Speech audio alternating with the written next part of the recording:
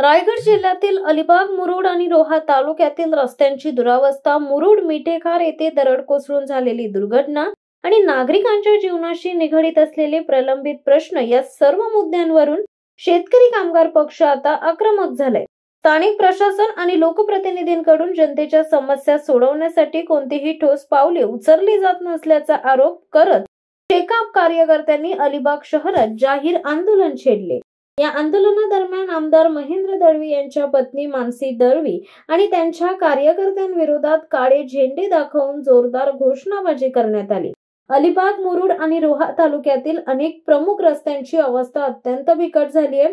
गेल्या काही महिन्यांपासून पावसामुळे रस्त्यांवर खड्डे पडले असून खड्ड्यांमुळे अपघाताचे प्रमाण वाढले। विद्यार्थ्यांना, शेतकऱ्यांना, कामगारांना आणि सर्वसामान्य नागरिकांना प्रवास करताना प्रचंड अडचणींचा सामना करावा लागत आहे।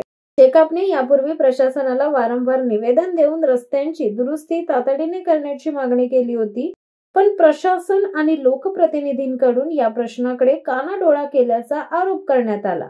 अलिबाग शहरातील मुख्य चौकात झालेल्या आंदोलनात शेकाप कार्यकर्त्यांनी काळे झेंडे दाखवत प्रखर घोषणाबाजी केली। नागरिकांच्या समस्या, विकास कामांचा ठप्प वेग आणि मानसी दळवींच्या कथित वर्तनाविरोधात घोषणांनी संपूर्ण परिसर दणाणून गेलाय। मी म्हटलं ना, जे घडलं ना ते फारच खालच्या पातळीला राजकारण चालतंय असं आपल्याला दिसून येतं। नुसतं 50 खोके म्हटल्यावर कोणाचं नाव न घेता जर लोकप्रतिनिधींना एवढं झोंबतं तर माझ्यासारख्या कार्यकर्त्याला प्रश्न पडतो, तुम्ही खरंच 50 खोके घेतले का? आणि ही कोणती पद्धत नाहीये।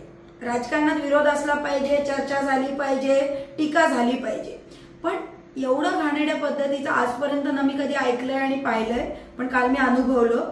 आणि मला एकनाथ शिंदेंना विनंती करायची उपमुख्यमंत्र्यांना की तुमच्या पक्षाचे असे पदाधिकारी सामाजिक आणि या स्थळांवर पाठवू नका, त्यांनी आपल्या महाराष्ट्राची, आमच्या अलिबागची आणि रायगडची प्रतिमा जाते।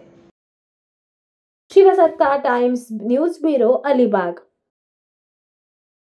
दे धडक बेधडक वृत्त देणाऱ्या आपल्या शिवसत्ता टाइम्स न्यूज चॅनलला लाल बटन दाबून सबस्क्राईब करा आणि बेल आयकॉनला क्लिक करायला विसरू नका।